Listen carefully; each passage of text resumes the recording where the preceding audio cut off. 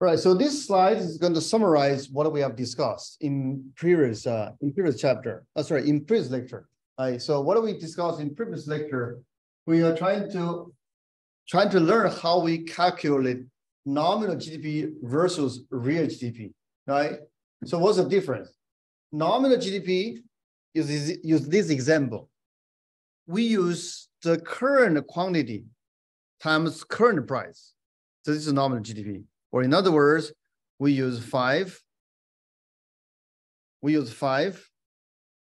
times 12,000, 80 times 20, and then add them together. So this is how we calculate nominal GDP. Now, if we want to calculate real GDP, first we need to choose a base year, meaning we are going to stick with that price. But in this case, in this example, so we use so if we want to calculate the real GDP of 2012, what are we going to do? We use 5 times this price, 100 times this price, and then add these two products together. That's how we are going to get the real GDP. Okay. To summarize, the difference between real GDP and the nominal GDP is that which price we use to calculate the market value. We also talk about the Chen dollar or Chen rule. Why we need that is because, so if we are interested in the growth rate between 2010 and 2011, if we're interested in this, and then if you use 2010 as a base year, you're gonna get one growth rate for real GDP. Now, if you use 2011 as a base year, you're going to get a different growth rate for real GDP, right? And then the Chen rule says we are going to take the average of these two numbers to report the growth rate between 2010 and 2011. We are going to do the same thing for 2011 and 2012, or do the same thing for any two consecutive years. But in general, the growth rate is going to differ depending on which year you use as base year, right? Then the solution is we are going to use each year, I mean, 2 consecutive years. Okay, let me just highlight. If you're interested in the growth rate between these and these, and then we are going to use these as a base year and these as a base year, calculate the growth rate separately, and take the average. Okay, so this is what we call the Chen dollar. Question? And here, these slides show you the nominal versus real GDP in the actual economy. And from the number, you can immediately tell 2009 is the base year, because in 2009, these two numbers equal to each other. If we look at the number over a year, and you can see clearly over time, the nominal GDP is getting larger compared with real GDP. So like, for example, before the base year, so the nominal GDP is smaller than real GDP. But it just says over time, there's a price increase. And then so in today's class, we're going to talk about how we are going to measure in the price change. Okay, so this is coming up in today's class. Right. And here to summarize what we have discussed: nominal GDP versus real GDP, and we need to use Chen dollar when we calculate the growth rate of real GDP, because it depending on which year you use as base year. And finally, so we focus on GDP per capita. Why? It's because that's just measuring in per person term how much we produce, how much we consume, how much income is. So that's a more meaningful number compared to a total GDP. Right? Now these slides just show you another reason why we look at the per capita GDP. On the horizontal line, this is a per capita GDP. And in the parentheses, which we say it's US dollars. So essentially, we just convert all the other currency into US dollar. So that's easier to compare. Civic Kingdom of Germany, they use euro, right? And Japan, they use yen. They use different currency.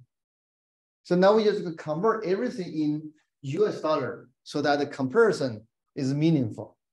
On the vertical line, we have percentage of population who reports thriving well-being. What this means? This is interpreted as, you can say, quote unquote, happiness, or you can quote unquote says their overall well-being, how they're satisfied with their life, right? So this is a proxy. This is not a perfect measure, but it's a proxy. We plot these two together, or in other words, each dot represents one country. So if you know Spain, each dot represents one country. Just tells you here, so Spain, their per capita GDP is around 24,000. And then around 30% of people feel they are satisfied with their life. That's how we read each dot. But now we put all the dots together, we see a pattern. What pattern do you notice from this graph? Did you recognize any pattern? Is there any correlation or is there any relationship between per capita GDP and the well-being of their population? Is there any relationship from this graph? Can you spot any correlations? Yes. I noticed like some of the Scandinavian countries were like towards the top right, and I know that they're like phobic, like pretty good. That's a good observation. But I was intending to plot a curve. Oh, yeah. A line, right? So what does this line tells us? The direct relationship between GDP per capita and overall well-being. Certainly there are outliers, right? So it's very clear, like Israel, so they have relatively lower per capita GDP, but they feel very happy, right? But in certain cases, you have Japan, their per capita GDP is very high, but very few people feel happy about their life. But overall, there's a trend. And then, so this trend just tells us it is important to keep track of per capita GDP. So that's the main message. It's not perfect, but this is important. This is meaningful, right? Now, these slides kind of summarize this section of this slide. Oh, sorry, of this lecture. And this slide just highlight the value of separating nominal GDP from real GDP. If we look at Venezuela's economy from 2000 to 2013, the nominal GDP suggests there was an economic miracle in Venezuela. But in reality, there's no miracle. If we look at a real GDP, their economic performance was mediocre or even worse. But what's the difference or what's the gap between these two? What explains the gap? What explains the difference between nominal GDP and real GDP growth?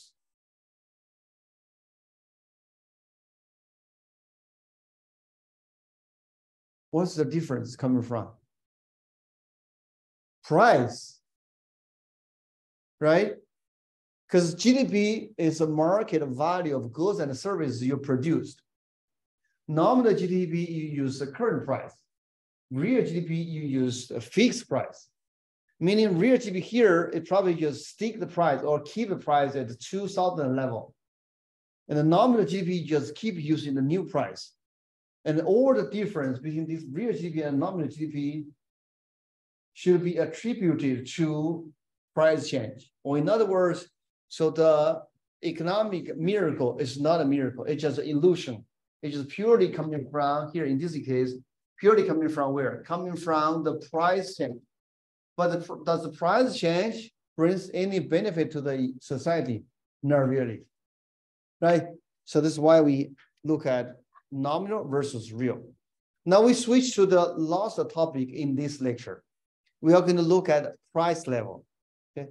First, we look at aggregate price level, which is a measure of here. The keyword is overall. Overall level of prices in the economy.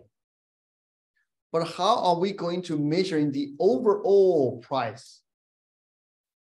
Then the first thing we need to do to dealing with this overall is we are going to define a market basket, which is a bundle of goods. But the most directive way to do that is what? We include all goods we produce. We call that as a market basket. Certainly, this is what we can do. But usually, we are going to do something different.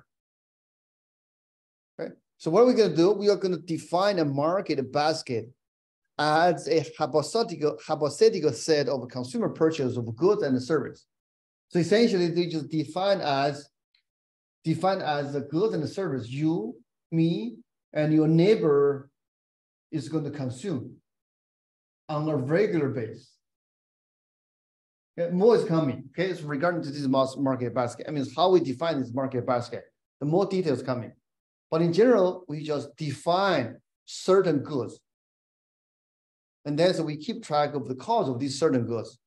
That's how we measure in the price level. Okay. So I'm going to come back to this example later, but first let me show you how the market basket look like in reality. Okay, apologize, skip those slides. Skip those slides. Okay. I will come back to those earlier slides, right? So this is a market basket look like for US economy in 2010.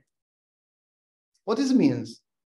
This just means first, it means two things. Number one, so this is going to represent a typical American household. This may not the same as your household, may not the same as your neighbors, or may not the same as a friend who live in other part of the country.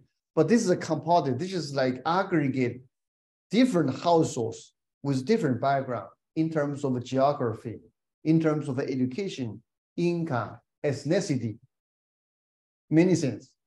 And then to take the average.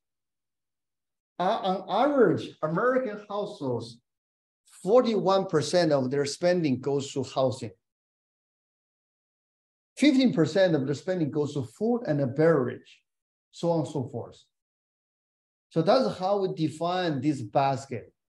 And you can even put it more direct way. You can even say, okay, so housing, like each month, like what they consume, like either it's a rent a house or rent a side of the house, or just pay a mortgage. Food and beverage, and that's each month what they consume, like 3 gallons of milk, or certain amount of fruits, vegetables, so on and so forth. So that's what this means. And then we keep track the cost of this basket. But again, so where does this basket coming from? So they just survey households across the United States with different background and then take the average. So this the background consider the things, as I mentioned, also consider difference in terms of age, gender, and many other things. Right? So this is the market basket. So now let's go back to the example to understand how we calculate the value of market basket. Right. So here we have an example. The market basket is defined as the following: 200 orange, 50 grapefruits, and 100 lemon. And we considering 2 time period, pre-frost and post-frost. Price has changed. It's very clear. Orange, price double. Grapefruits, almost double. Lemon, almost double. Right? So there's price change. Now we are trying to understand what is the actual price change, or what is actual price level. This is what we are trying to achieve. The way we do is the following. We are going to look at the cost of this basket at two different points of time. Like here, look at here. In pre-frost period, we use 200, actually it's coming from here, right? 200 times the price is coming from here. 50 comes from this number, and 60.60 comes from here. 100 coming from here, and 25 coming from here, right? Or in other words, let me erase and highlight. In other words, so this number it just tells you at this price, what is the cost of this bundle? And similarly, for post-frost, this number is going to tell you what is the cost of this bundle, same bundle, using this price. So this is step number one, right? So step number one, we calculate the cost of the basket. Okay, this is step number one. Now in step number two, we are going to calculate the price index. Okay, step number one, cost. Step number two, we calculate the index. I should say there's like a step zero, or maybe called step 1, 2, and 3. There's step 0, which is to define the basket. Once we define this basket, and then so we can calculate the cost. From the cost, we can calculate the index. But how we calculate the index? So that's given by here. Cost of the market basket in a given year divided by the cost of the market basket in base year. You choose a base and see how the price, how the cost change over time. Okay, so now maybe it's better to use example to understand how we calculate the price index. Look at this example. So we have a market basket is defined as 200 orange, 100 apple, 100 banana. So this is a market basket. So in this question, it asks you what is the value of price index in 2011. When 2011 is chosen as the base year. But this one is very simple. You even don't need any calculation. By construction, what's going to be the value of price index in 2011?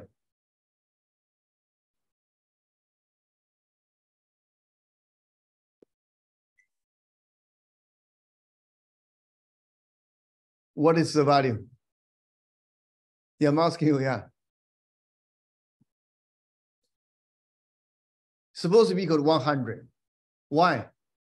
Because the price index is given by what? The cost in base, cost in current. Now here, so the current is 2011. Base is 2011. So then so by construction, this must equal to 100. Oh, by the way, times 100, this is a normalization. Right? Okay, so now we go to the next one. The same example, same data, but ask you a slightly different question. Okay, let me compute the number. We have 200 orange, 100 apple, 100 banana. Now, instead of asking you the price index of 2011, this one asks you the price index of 2012, but we still use 2011 as base year. Again, so it's the cost in current divided by cost in base. What is current? 2012. What is base? 2011. Oh, by the way, times 100. Okay, now let's see how we calculate the cost. So the cost in 2012 equal to what? Equal to this 200 times 0.4. 100 times 0.4, 100 times 0.5. So that's going to, you sum them together. So that's going to give you the cost in current. Now, similarly, you can calculate cost in base, but now you are going to use this price. Okay, so that's how we calculate the cost in current and cost in base. And from there, you can calculate the price index. But again, for this question, so you even don't need to actually calculate. You should guess what's the number. If I were you, I'd probably just choose D. Now, why is D? Because clearly you can see, so price increase, right? And then so among those 4 choice, only C give you a higher number. But certainly, so you need to do the actual calculation for your homework for your exam. But here they just tell you, so there are questions you even don't need to actually do the calculation. But make sure you understand how we calculate. All right. Is it clear? All right, so now I want to ask you a question. Do you think it is reasonable we fix the basket like here? So the basket is given 200, 100, and 100. Do you think this is a good idea? We just fix the basket and then to keep track of cost of the basket to measure the price change. Is there anything missing from what we do? Let me give you a hint. Look at this example. If you look at a related price, okay, is there any change in terms of related price? Or to be precise, let me ask you, if you compare orange with apple, are they, relatively speaking, their related price the same? I mean, if you only compare orange versus apple. In 2011 and versus 2012, in relative term, is orange getting cheaper or apple getting cheaper?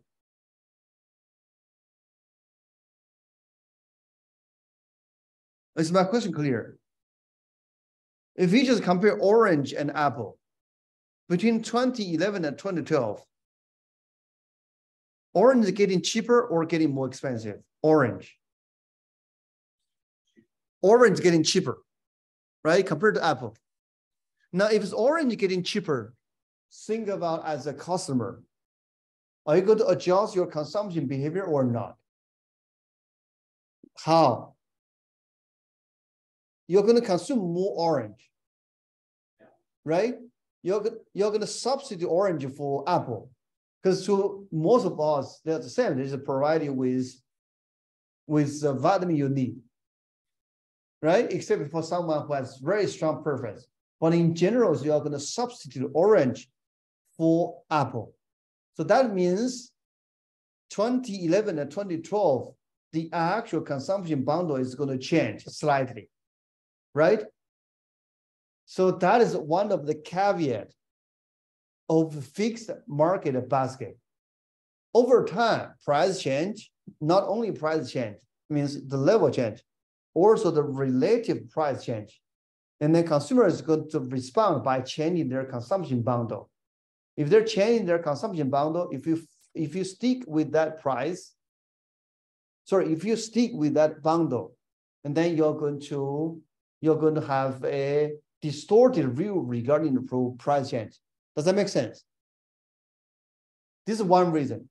The other reason, the fixed basket may not be a perfect solution is that over time, there are new goods and service will be introduced, right? Can anyone give me an example?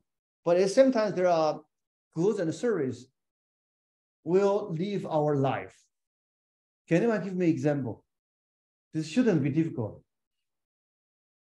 Do you think internet subscription is common in 30 years ago?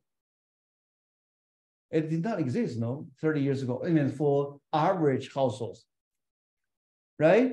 But now, so internet subscription is ubiquitous, exists. Everyone need internet service, at least in the United States, right? So this example, there are new goods and services which we consume, enters our market basket.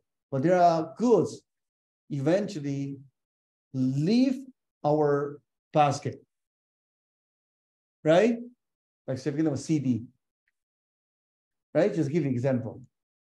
Okay, so in that sense, in reality, the government agency who create or who define this basket, who keep track of the price index, they occasionally adjust this bundle for two reasons. I mean, at least two reasons, as I mentioned. One is substitution. The other is the emergence of new goods and services. All right. Now, with the price index, we can calculate inflation rate. What is the inflation rate? So essentially, it's a percentage change in price index. But we can use different price index to calculate inflation. And here we use consumer price index to calculate inflation. But to help you to understand their relationship, let me just write down 4 steps so that you can calculate inflation. Let me use this as a space. Usually, we do first step, we define basket. Compute cost of basket, of the basket. Okay, I just save some words. 3, compute the index. 4, compute the inflation rate.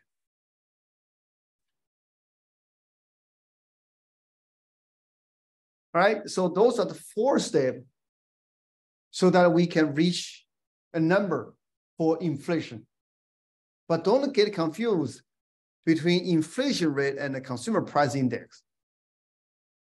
Okay, so let's just focus on inflation that is calculated based on consumer price index. So how we end up there. So essentially, in order to do that, so let me write down here. So consumer price index, inflation. So they are not the same things, but they are closely related. How they're related. So if you want to get consumer price index and inflation associated with consumer price index, you need to do the following 4 steps. Step number 1, define basket. But this basket must be a basket consumer by consumer. Step number 2, you compute the cost of this basket. Again, so this is a basket by typical consumer. Step number 3, you compute the index, but the index is based on the cost. And finally, we compute the inflation rate. Essentially, it's the growth rate of this index. So that's how we calculate the inflation rate and the inflation rate associated with consumer price index, right? But certainly we can look at other price index. So that's coming now. But usually, so you heard from the news, is the inflation rate associated with consumer price index. And you may heard from news, they say core inflation rate. What is core inflation rate? Let me use that. Let me just go to, let me go to the picture show. Well, source later, let's show up later. Oh, it's here. Okay. So first, you use this basket. You can compute the price index, and we call it consumer price index. From the consumer price index, you compute the inflation rate, right? And then so on the news, you probably heard about core inflation rate. What is core inflation rate? So essentially, so they're going to modify this bundle by excluding something of fairly volatile. Say, for example, fuel or gas price. They are excluding these from the bundle. Or essentially, they just keep something extremely essential to us. And the price is fairly less volatile. And then they recompute the price index and the inflation. All right, so go back here. So, yeah, so one more. So those are 4 steps you need to follow to calculate inflation. Right.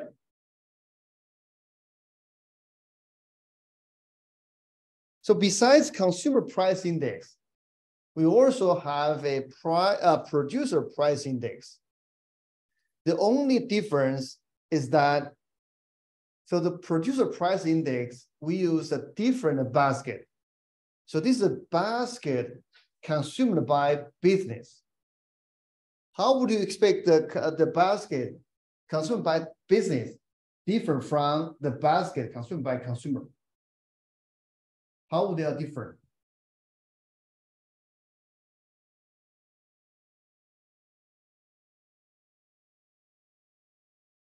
Can you see their difference?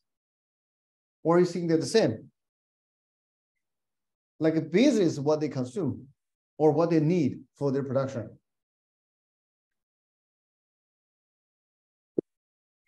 So usually, so they need raw material, right? Like copper, lumber.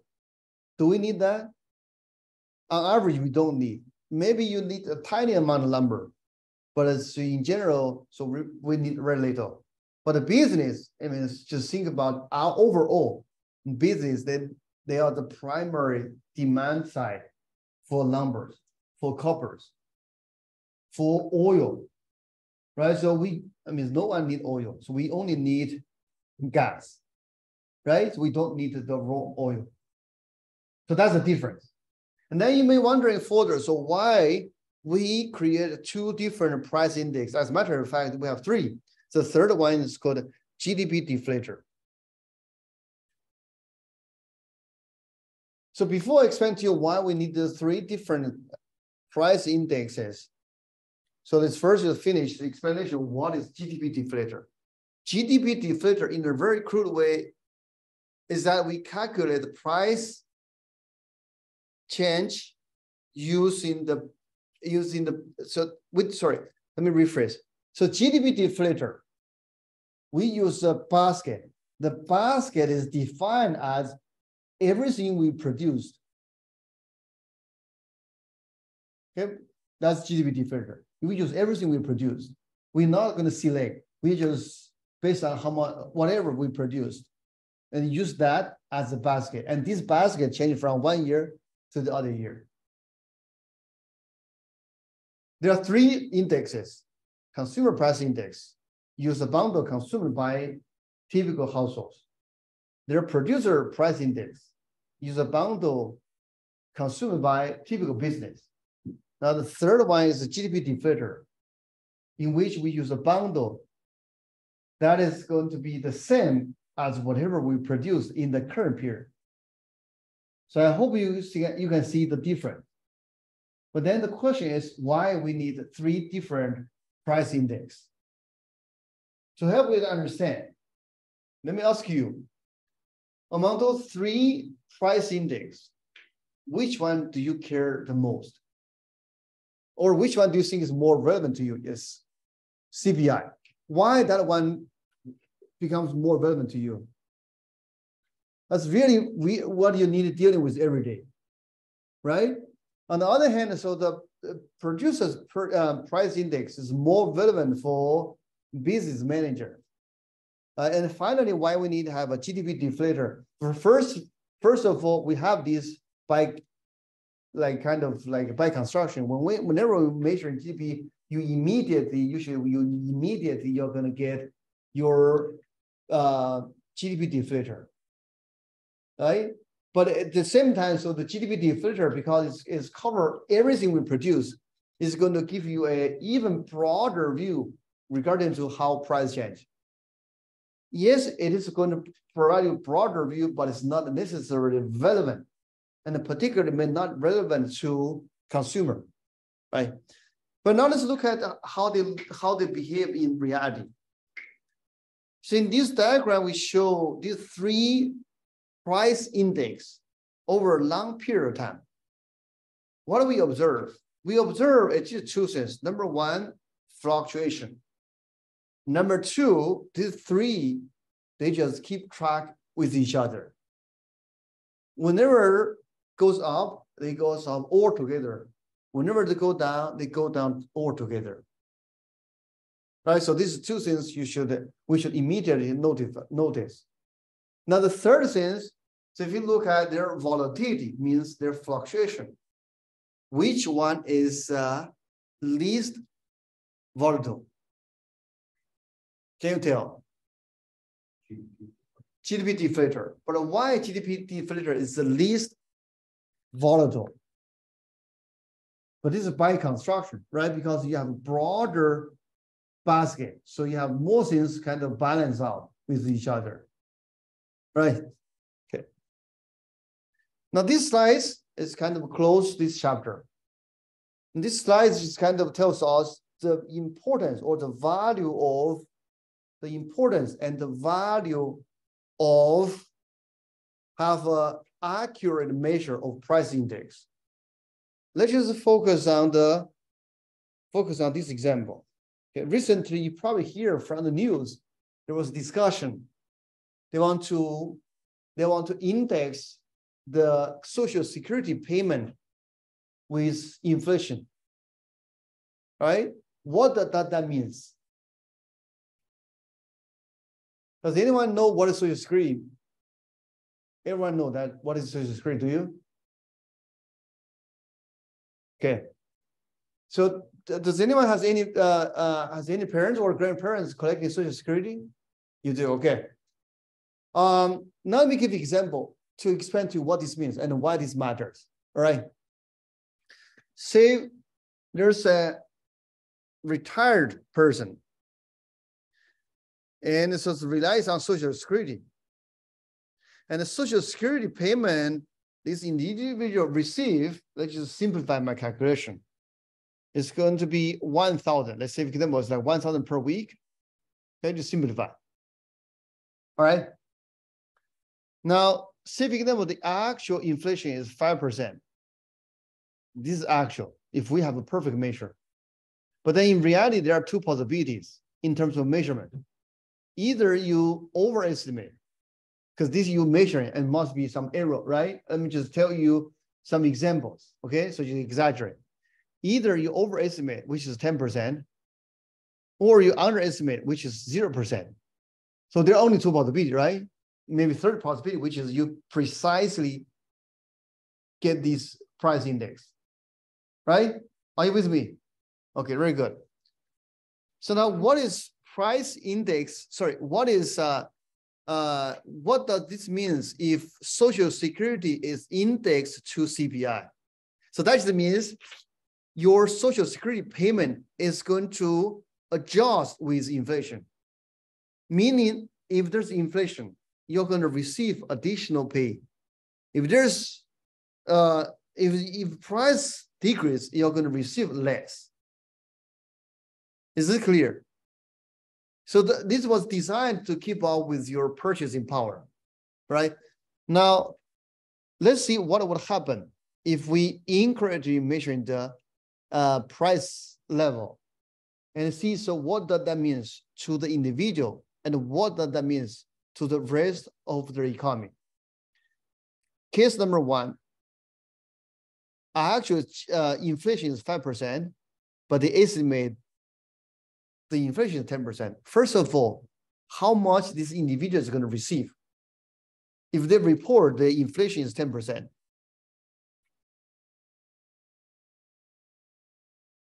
how much is this individual is going to receive? By the way, Social Security, we assume Social Security is indexed to CPI.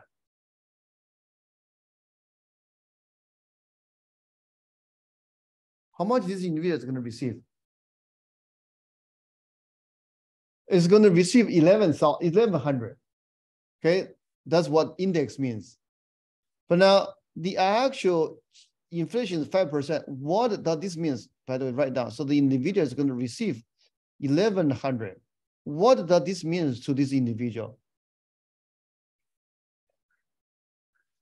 This person has more purchasing power. This person is better off. But what does that mean to the government? The government overpaid, right? But at the end, so who is going to pay for this extra overpay? They need to collect tax. So in that sense, the rest of the society has to pay for this mistake. On the other hand, so if they report the inflation is 0%, this individual is going to still receive 1,000. Now, what this means to this individual is going to worse off, right? What does that mean to the government? Government is going to pay less.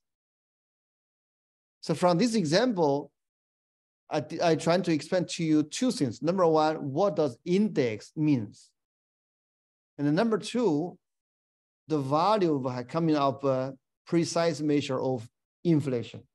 Because there are many things it's going to tied with the measurement of inflation, like this example show you.